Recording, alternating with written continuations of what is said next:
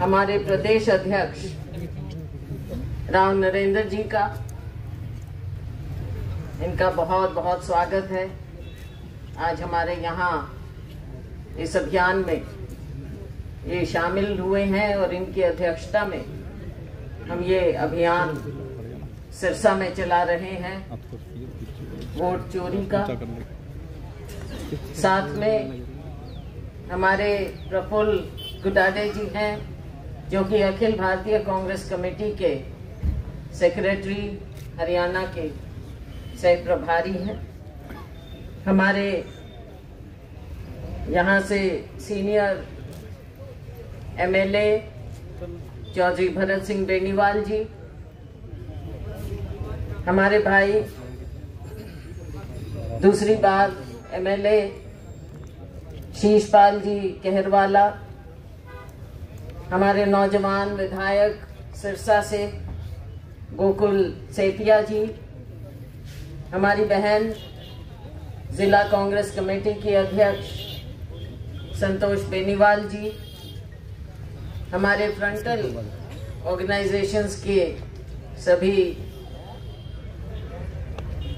प्रमुख, हमारी बहन, हमारे साथी, नौजवान साथी, एनएसयूआई, यूथ कांग्रेस, सेवा दल, महिला कांग्रेस, सभी हमारे साथीगण कांग्रेस पार्टी के।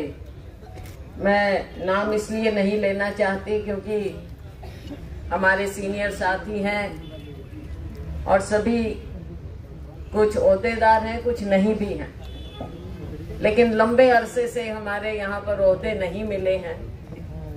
लेकिन सीनियरिटी में किसी की कोई कमी नहीं, लेकिन चंद साथी हैं यहाँ पर। हमारे यहाँ के कोऑर्डिनेटर बलजिंदर जी ठरवी जो पीसीसी के ऑब्जर्वर हैं, सरमित्र कंबोज जी, वीरभान जी मेहता, नवीन केडिया जी, अमित चंद जी चावला, संदीप नेहरा जी, राजेश चाडीवाल जी,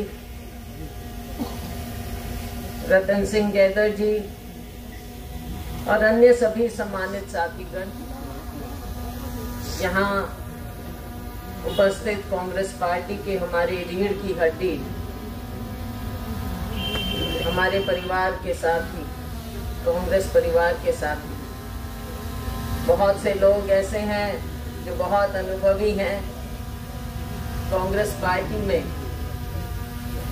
बहुत पहले से, दाढ़ी भी चिट्टी होगी कईयों की, बाल तोड़े हो गए संघर्ष करते करते, और कई नौजवान हैं जो पीढ़ी दर पीढ़ी कांग्रेस पार्टी में से जुड़े हुए हैं।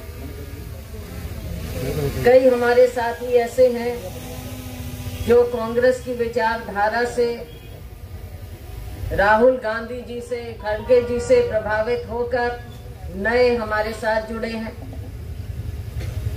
सभी साथी कांग्रेस परिवार का हिस्सा है। और साथियों, आज हम सब यहाँ पर हमारे अध्यक्ष राव नरेंद्र जी के नेतृत्व में इकट्ठा हुए हैं कि एक बात जो राहुल गांधी जी ने उठाई है, देश की आंखें खोली हैं, दुनिया की आंखें खोली। हम अपने आप को दुनिया की सबसे बड़ी डेमोक्रेसी, लोकतंत्र कहते हैं। हमें गर्व है इस बात पर। लेकिन आज जो हमारे सामने बातें आई हैं, राहुल जी ने जिन बातों का पर्दाफाश किया है दुनिया के सामने कि कैसे यहाँ हमारे लोकतंत्र को कमजोर करने का प्रयास किया जा रहा है, कैसे वोट चोरी की जा रही, तो साथियों ये वोट चोरी कहाँ रहेगी, ये तो लोकतंत्र चोरी हो गया और सरकारें चोरी हो जाती हैं। और लोकतंत्र अगर चोरी होता है तो ये एक एक का मूल अधिकार कमजोर होता है, जिसके लिए हमारे अनेकों, लाखों, करोड़ों स्वतंत्रता सेनानियों ने कुर्बानी दी। कांग्रेस उसमें अग्रणी रही। देश को आजादी मिली और हमारा संविधान बना, हमारे बाबा साहेब भीमराव अंबेडकर जी के वो मुख्य रचयिता इसके रहे। कैसे हमारे देश की नींव रखी गई, एक ऐसा मजबूत लोकतंत्र। आजादी के बाद अगर देखें, मेरे मीडिया के भाई यहाँ पर हैं, बहनें यहाँ पर हैं, नौजवान हैं, जिन जिन देशों ने आजादी ली विदेशी हुकूमतों से, उनमें से कितने देशों में दुनिया की बात कर रहे हैं, कितने देशों में है लोकतंत्र। हमारे पड़ोस में देख लीजिए, जितने भी देश हैं हमारे पड़ोस के, जिन्हें आजादी मिली विदेशों से, विदेशी हुकूमतों से, आज कहां पर लोकतंत्र है? भारत है, हमारे देश में जिंदा है लोकतंत्र हमारे संविधान के कारण। हमारा ग्रंथ है ये संविधान। इस संविधान को, इस लोकतंत्र को हम कभी कमजोर नहीं होने देंगे। जो विदेशी ताकतों से लड़ सकते हैं, और जो लोग अगर हमारे लोकतंत्र को कमजोर कोई करना चाहेगा, हम उसके खिलाफ भी खड़े हों, क्योंकि कण कण में जो ये लोकतंत्र, ये जूझने की हमारी शक्ति है, इसको कमजोर नहीं होने देना चाहते। भाजपा के जो कार्य हैं हमारे यहाँ सब लोग जानते, संघर्ष करना जानते, चाहे हमारा किसान है, चाहे हमारा मजदूर है, गरीब है, दलित है, पिछड़ा है, 36 बिरादरी है, हमने पहले भी संघर्ष किया है। अभी मैं कह रही थी चिट्टी दाढ़ी होगी, बाल धोले होंगे, हम कड़कती धूप में, गर्मी में हमने लड़ाइयां लड़ी हैं, धरने, प्रदर्शन, पद यात्राएं, सब कुछ, जेल, सब कुछ किया है हमने। अभी अध्यक्ष जी बता रहे थे कि कल कैथल में आपका धरना था सुरजेवाला जी के साथ। मुझे याद है, हम जो बड़े सुरजेवाला जी थे अध्यक्ष, उनके नेतृत्व में हमने जेल यात्रा की थी। बुड़ैल जेल में हम थे। हर तरह से हमने संघर्ष करना सीखा, चाहे कोई भी दबाने वाला हो। लोकदल का राज उस समय, भाजपा मिले हुए थे, और आज भी अलग नहीं है लोकदल और भाजपा। भुलेखे में ना रहना, ध्यान रखियो इन बातों का।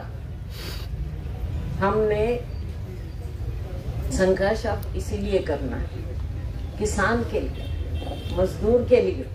आज किसानी का क्या हाल हो रहा है, किसानी की बदहाली हो रही। आज किसानी नहीं है, बदहाली। मीडिया के मेरे साथियों, ये तो सब जानते हैं। आप लोग भी जाके देखो जमीन पे, गांव में जाके पूछो किसान के साथ, मजदूर के साथ क्या हो रहा। मंडियों में जाके देखो कैसे घोटाले हो रहे, सैकड़ों, हजारों, करोड़ों के घोटाले होते हैं सरकार की नाक के नीचे। तो क्या हम ये समझे कि इसको सरकार को पता नहीं या मिली भगत नहीं? क्यों किसान को दाम नहीं मिल रहे? क्यों उनकी उपज का ऐसे व्यापारीकरण हो जाता है और किसान को कुछ नहीं मिलता, मजदूर को मजदूरी नहीं मिलती, मनरेगा का बजट कम हो जाता है।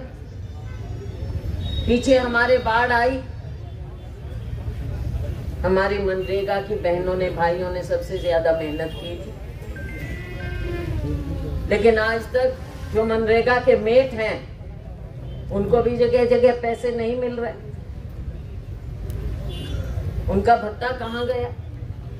तो ये सरकार ना गरीब की है ना किसान की। और शहर वालों से पूछो, चाहे प्रॉपर्टी आईडी हो, चाहे कोई पहचान पत्र हो, कोई भी पोर्टल हो, पोर्टल पे पोर्टल, पोर्टल पे पोर्टल। पोर्टल का मतलब होता है दरवाजा। ये दरवाजे खुलते कम है, बंद ज्यादा होते हैं। तो आम नागरिक कहाँ जाए, किस पोर्टल में घुसे? नए शब्द तो सिखा दिए, लेकिन उसमें घुसने का तरीका भी बताओ भाई। हम मीटिंगें लेते हैं, उसमें आंकड़े दिए जाते हैं, ऐसे लगता है कि ये तो ऐसा स्वर्ण काल चल रहा। आप बता दो कौन सा स्वर्ण काल है? महंगाई बढ़ती है, किसानी मरती है, गरीब कुचला जाता है, आम नागरिक, ये मेरा यूथ, हमारा युवा नौकरी को दर दर भटकता है, नशे में डूब जाता है, स्कूल बंद हो जाते हैं। बच्चे कहाँ जाएं? उनका भविष्य क्या होगा?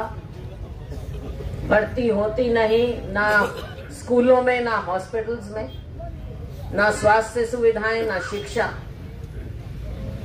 और नशे का प्रकोप तो हमारे राव साहब, आपको मैं बताना चाहूंगी, सबसे ज्यादा सिरसा में जितना प्रकोप है नशे का, मुझे नहीं लगता कहीं और होगा।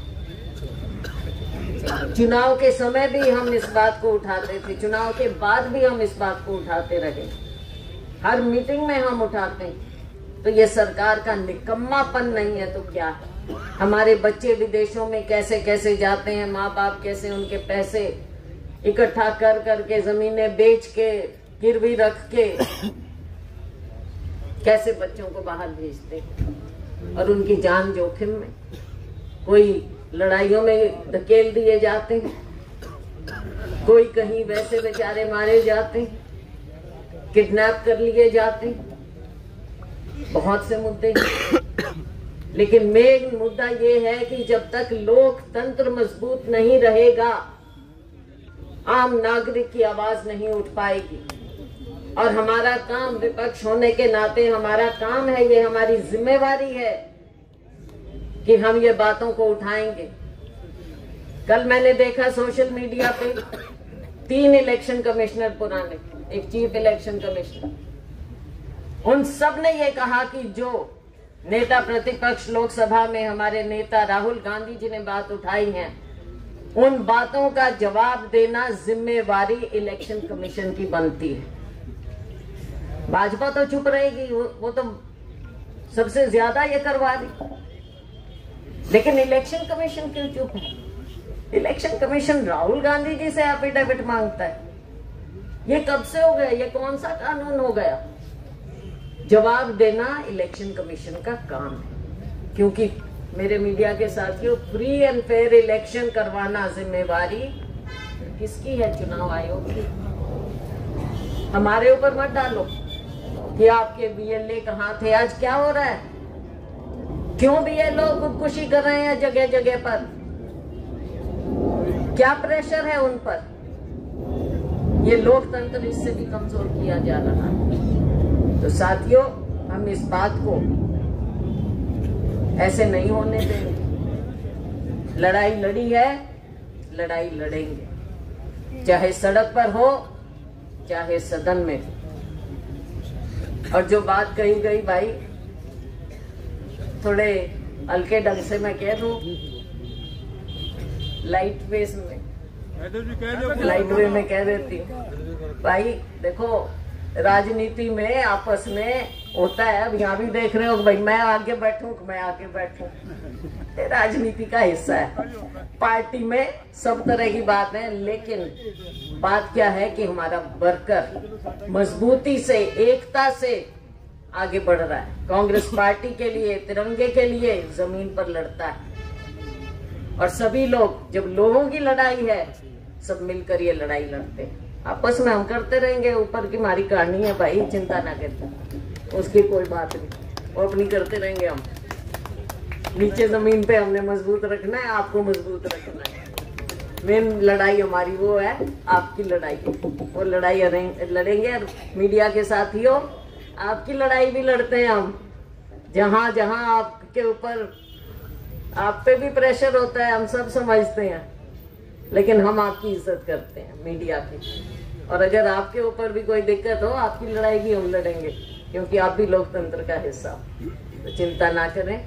एक बार फिर मैं आपका धन्यवाद करती हूँ। आप थोड़ी देर आराम से देखो, अपने सिरसा में हमेशा अनुशासन रहा है, अनुशासन रखो। आप आराम से इतनी देर आए हैं, एक मकसद के लिए आए हैं। अध्यक्ष जी को हम सुनेंगे इत्मीनान से, उसके बाद इनकी अध्यक्षता में हम सभी लोग चलेंगे, आगे चलेंगे और ज्ञापन हम देंगे। तो आप सभी शांति से बैठो, शांति से बैठ जाओ सारे।